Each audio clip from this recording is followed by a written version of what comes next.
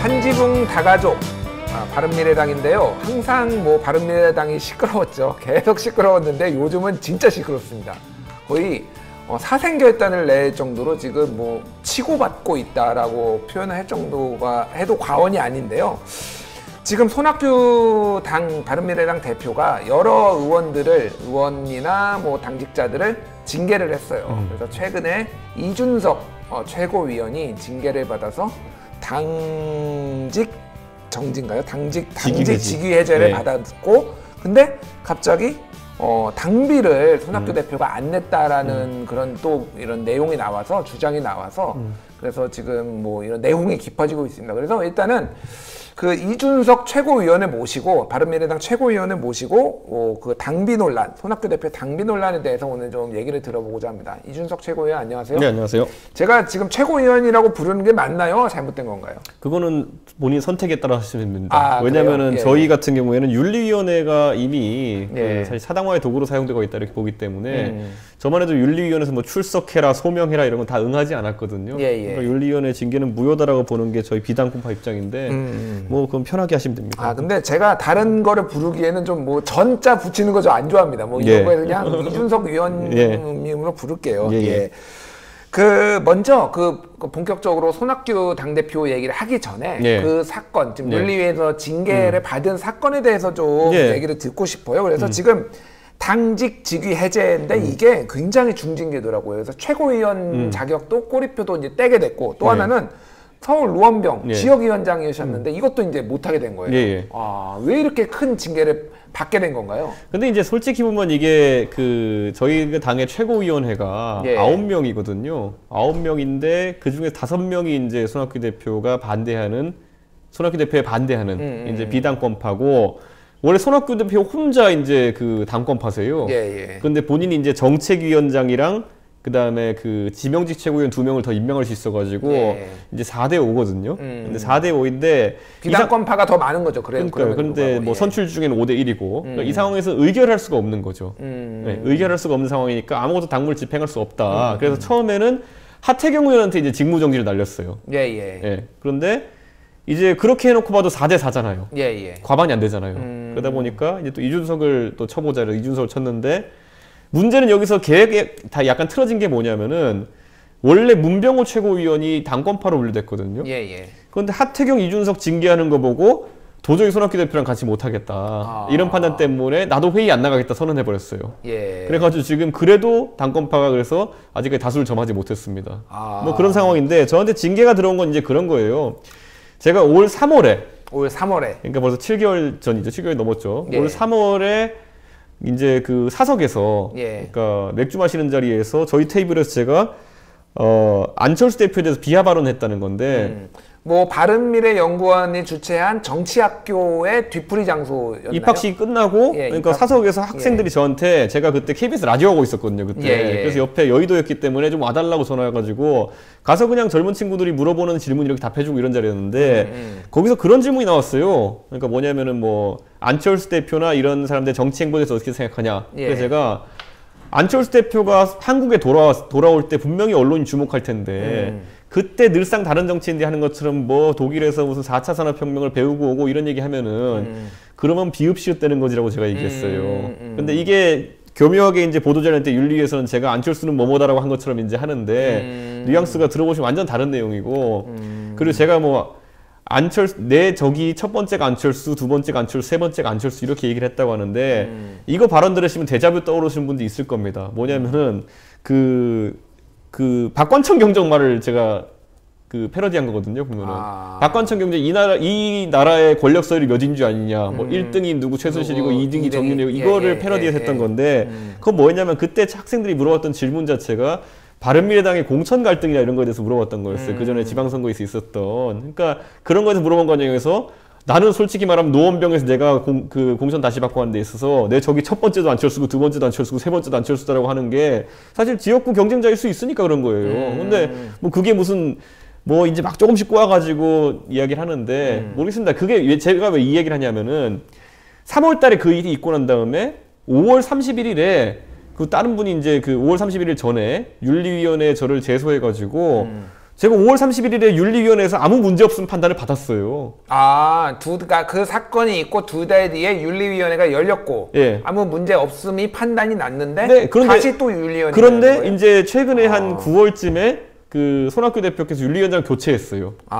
네, 교체한 다음에 다시 똑같은 사안을 심사하겠다 나와가지고 저한테 일사부재리 원칙이 여긴 적용이 안 된 건가요? 적용이 안 되죠. 그러니까 제가 봤을 때 이거는 그래서 제가 봤을 땐 정치적인 그 징계다 이렇게 생각하기 때문에 그렇군요. 제가 이렇게 웃으면서 지금 손 대표를 비웃고 있는 겁니다. 알겠습니다. 뭐 그 얘기는 뭐 예. 요즘 오늘 사실 예. 그거를 주제로 이제 얘기를 하려는 건 아니고 예. 좀 배경에 대해서 좀 알고 싶어서 예. 여쭤봤고요.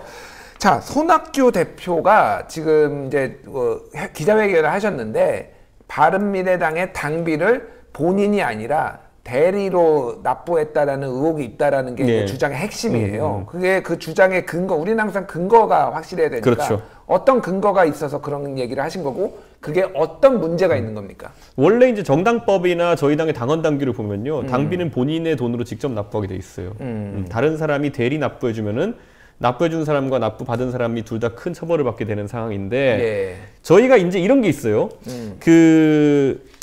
우리가 이제 여기 시청자분들도 예. 가끔 보면 정치인이 싫으면은 후원금 보낼 때 이름 바꿔가지고 18 이렇게 보낸 분도 있잖아요. 예. 아니면은 뭐 진짜 자기가 좋아하는 당이나 아니면 정치인이면은 힘내세요 이런 거 보여줄 수 있잖아요. 예. 그래서 정당에 그런 게 들어오면은 난감합니다. 왜냐면 영수증을 발급해 줬는데 그렇죠. 명의가 확인이 안 되잖아요. 예. 그래가지고 은행에 정당이 조회를 요청할 수 있습니다. 회보 요청을 할 수 있습니다. 예. 실입금자가 누구인지를 알려달라고. 예. 그래서 저희 당에서 이제 이번에 내부 제보하신 분이, 내부 공익 제보하신 분이 그런 사무를 이제 보는 분이었는데, 한번 그냥 그런 어떤 정당이 그런 일이 많으니까, 예. 실제 이름이 아닌 경우는 하는 게 많으니까 특정 기간 동안 조회를 업무상 요청했던 거예요. 그런데 다른 사람들, 뭐 하태경이니 유승민이 이런 사람들은 전부 다 입금한 사람과 실제 계좌 소유주가 일치하는데, 예.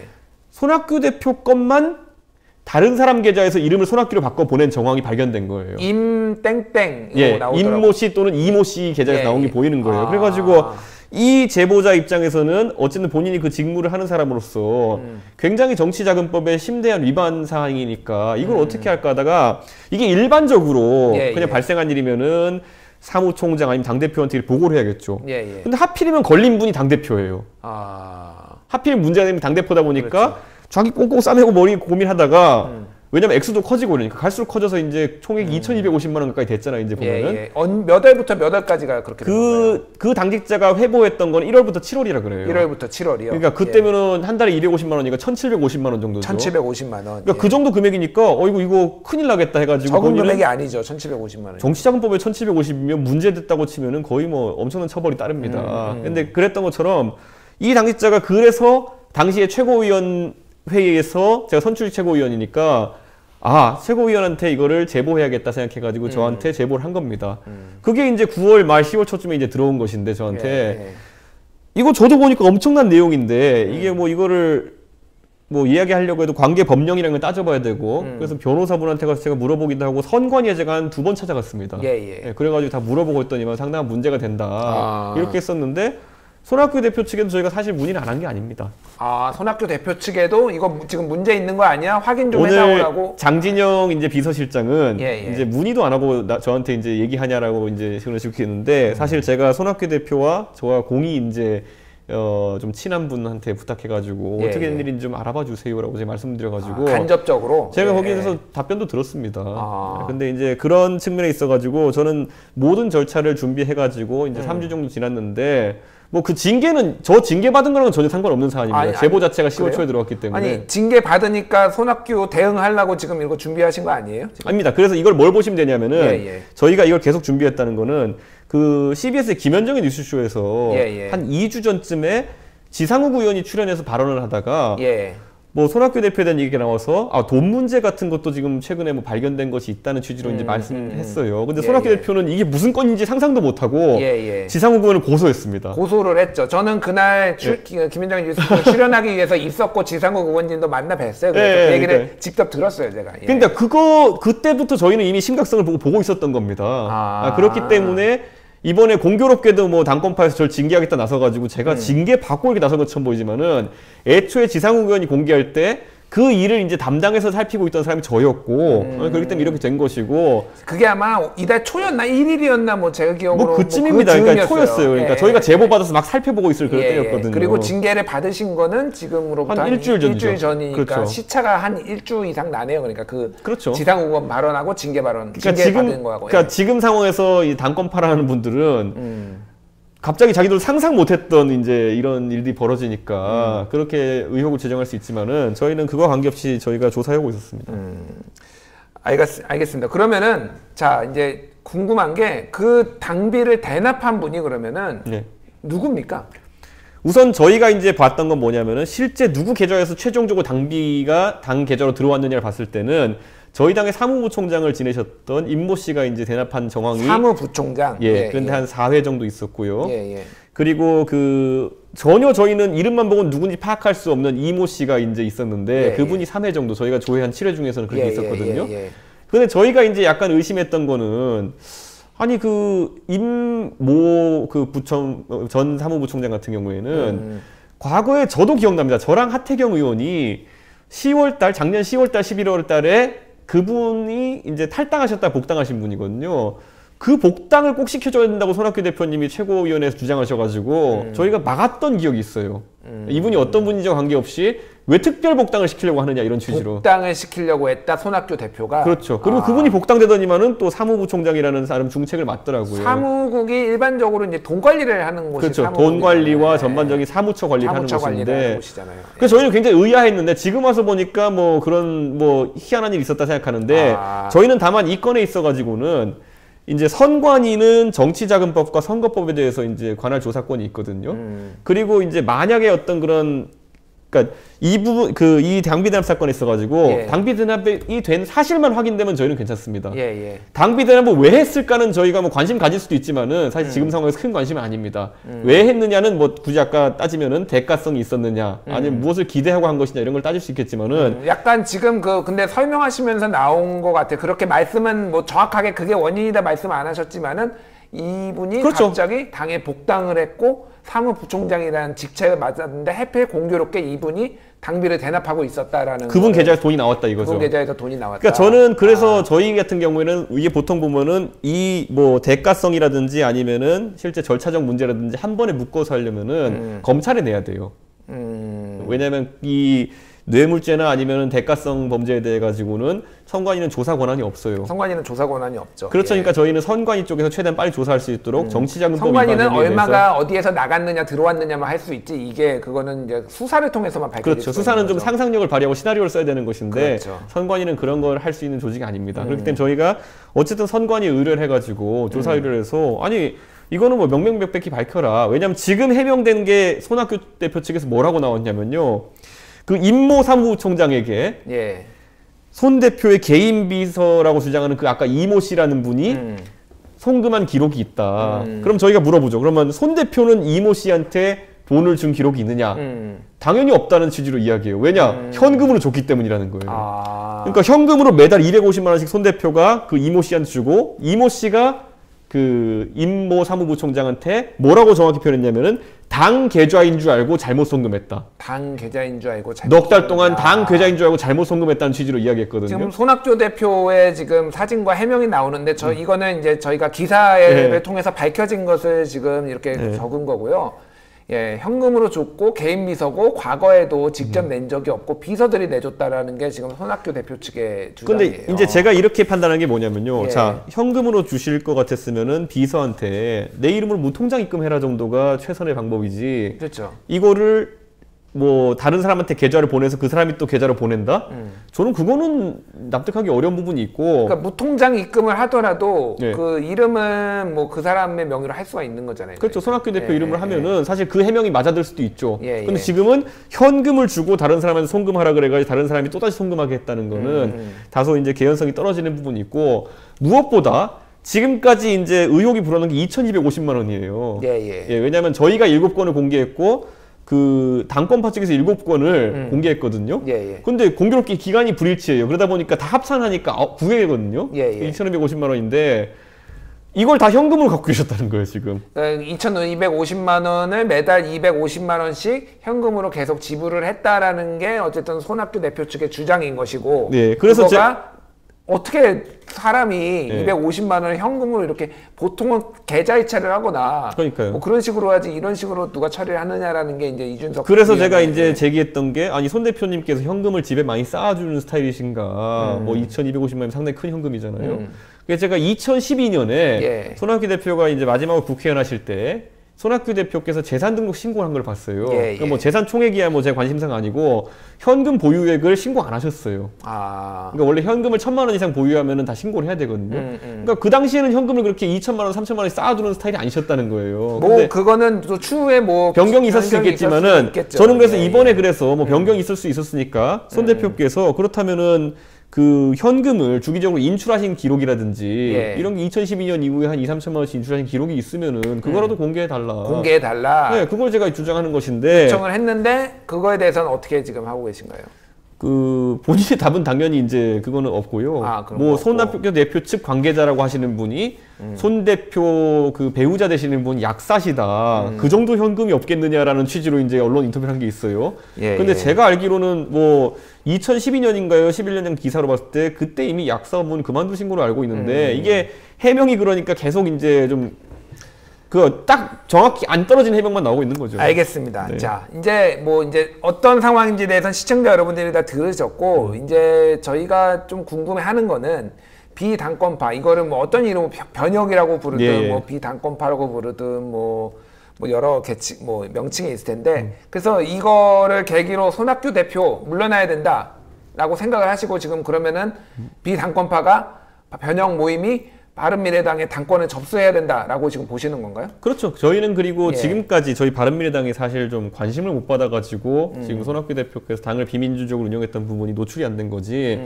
저희가 지금 손학규 대표가 당원 당규를 위배해서 당을 운영했다고 이제 주장하는 사안이 진짜 한 10개가 넘습니다, 보면은. 근데 이런 사안들을 다 덮으려고 그냥 뭉개고 가는 그런 상황이거든요. 그러니까 저는 뭐 많은 분들이 이제 저희 변혁이라고 하는 변화와 혁신을 위한 비상행동이라는 조직이 어떤 분은 사실 변비라고 답답해서 변비라고도 말씀하시더라고요. 그렇죠. 왜냐하면은 저희는 지금까지 예. 뭐 다들 아무리 저희 바른미래당에 와 있다 하더라도 각각의 뭐 큰 정당에서 활동을 했던 사람들이고 당 체계가 잡힌 곳들에서 활동했었는데 지금 보면 당원 당규에 근거해서 무슨 요구를 하면은 무시가 돼요, 보면은. 뭐 그런 상황이다 보니까 저희가 행동을 안 하는 게 아니라 행동을 뭐 억지로 막고 있다 이렇게 저희는 판단하는 것인데 이번에 이 사안 같은 경우에는 당내 당원 당규에 문제가 된 것이 아니라 지금 정치자금법에 문제가 되는 것이고 정당법에 되면은 당비를 단원돈 100원이라도 대납하거나 대납받은 자 같은 경우에는 이제 당원으로서의 권리가 1년 동안 정지되거든요. 예. 그럼 손학규 대표가 이제 자연스럽게 대표직에서 물러나는 거거든요. 알겠습니다. 만약에 그런 주장이 있고 손학규 대표는 지금 정황이나 상황으로 봤을 때는 당연히 물러날 생각이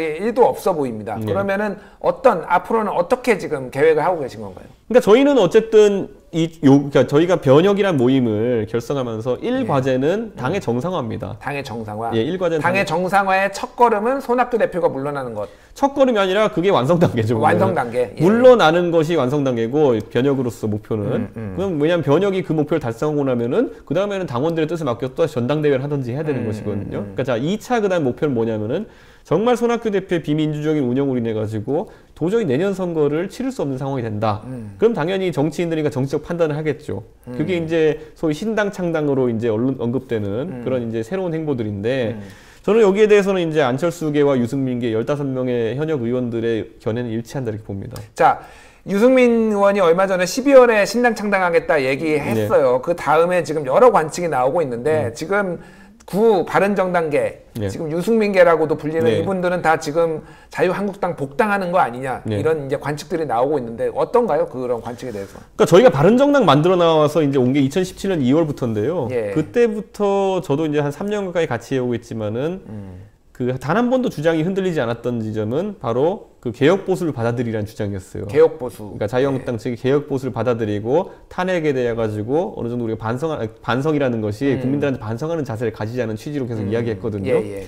근데 유승민 대표가 이제 언론 인터뷰를 최근에 한 1, 2년간 거의 안 했기 때문에 많은 사람들이 그 주장에 수퇴했냐 이번에 나온 주장을 보고 하는데 만날 수 있다, 황교안 대표 만날 수 있다라 얘기했잖아요. 만날 수 있는데 요구 조건을 보시면은 결국에는 그런 어떤 개혁 보수 노선을 받아들여라. 그리고 탄핵에 대한 노선 분쟁을 일으키지 말라 이런 것들이거든요. 그것이야말로 저는 다시 한번 그 원칙을 천명한 것이다. 이렇게 보는 것이고 이런 거잖아요. 뭐 너 나 만나려면 나한테 100억 주면 만나줄게 뭐 이런 거 있잖아요. 이건 만나자는 조건이 아니거든요. 너 만나기 싫다를 간접적으로 이야기하는 거거든요. 개혁 보수 노선, 그러니까 박근혜 전 대통령의 탄핵에 대해서 반성이나 명확한 입장 표명의 자유한국당과 황교안 대표에 있기 전까지는 개혁 보수 노선 유지하고 합당은 없다라고 지금 그렇죠. 말씀하시는 그런 거죠. 취지로 말했던 것이고 저는 그렇기 때문에 지금 자유한국당 내에서 나오는 반응을 봐도 윤석열 의원 정도는 뭐 무조건 유승민과의 통합을 이루어야 된다 이렇게 표현하지만은 나머지 뭐 김진태 의원님이라든지 아니면 김재원 의원 뭐 이런 분들 같은 경우에는 유승민과는 뭐 같이 할 수 없다는 취지. 지지율이 자유한국당이 좀 오르면서 약간 예전엔 통합해야 된다라는 목소리가 있다가 약간 줄어든 것 같아요. 최근에 보면은. 근데 자유한국당도 제가 이제 경험해본 자유한국당이라는 것은 제가 옛날에 새누리당 시절에 이제 그 당을 경험해왔는데 제가 뭐였습니까? 역할이 2011년 말에 2012년 초에 한나라당이 뭔가 선거를 앞두고 이 당으로는 칠 수 없다라는 인식이 생기니까 쇄신의 비대위가 들어서서 예. 간판도 바꾸고 당명도 바꾸고 색깔도 바꾸고 이렇게 해가지고 어쨌든 총선을 과반대 이끌어냈던 거 아닙니까? 그러니까 저는 이렇게 그때 이제 진보 진영에서 나왔던 표현이 질 수 없는 선거를 졌다 이거잖아요. 그러니까 지금까지 그 당이라는 것들이 물론 탄핵 때문에 한 2, 3년 휘청이긴 했지만은 총선을 앞두고 시간이 다가오면 다가올수록 어쨌든 그 재창당이라든지 아니면 쇄신행보라든지 이런 걸 가져가게 돼 있거든요. 그러니까 저는 잘 생각해 보시면은 이번에도 지금 수도권 선거나 이런 걸 생각해 봤을 때 자유한국당이 과연 지금 형태로 선거를 치르려고 할 것이냐 저는 아닐 거라 봅니다. 알겠습니다. 오늘 마지막 질문 하나만 드릴게요. 총선 출마하실 거죠? 저는 해야죠. 저는 직업이 정치인데. 근데 지금 현재는 뭐 지역위원장직 상실해서 이게 총선 출마가 현재로서는 이 상황이 계속 유지되면 어려운 거죠, 그러니까 지금 바른미래당에서 손학규 대표가 한 부당한 징계 때문에 제가 만약 바른미래당에 출마 못하게 된다면은 그거는 뭐 제 정치 여정과는 전혀 관계가 없는 게 아니 저는 지난 지방선거에도 솔직히 지난 보궐선거에도 보면은 제가 공천을 받아 마땅한 상황이었는데 안철수 그 당시 서울시장 후보와의 공천 갈등 때문에 문제가 있었죠. 막판에는 무소속으로 내가 상관없다라는 자세로 임했었어요. 그런 것처럼 이번이라고 해서 뭐가 다를까라는 생각을 합니다. 알겠습니다. 오늘 되게 사실은 그 이 문제 때문에 여러 언론에 많이 오늘 인터뷰를 하신 것도 아는데 이렇게 또 저희 국민TV 시청자분들을 위해서 시간을 내주셔서 제가 국민TV 스튜디오는 처음 와보네요. 아 그래요? 전화 연결은 한두 번 해봤던 것 같은데. 그렇군요. 뭐 또 종종 사안이 있으면은 가끔 나오셔서 좀 말씀 좀 전해주시기 바랍니다. 지금까지 바른미래당 이준석 최고위원님 모시고 이 손학규 대표의 당비 대납 의혹에 대해서 얘기를 들어봤습니다. 위원님 감사합니다. 네, 감사합니다.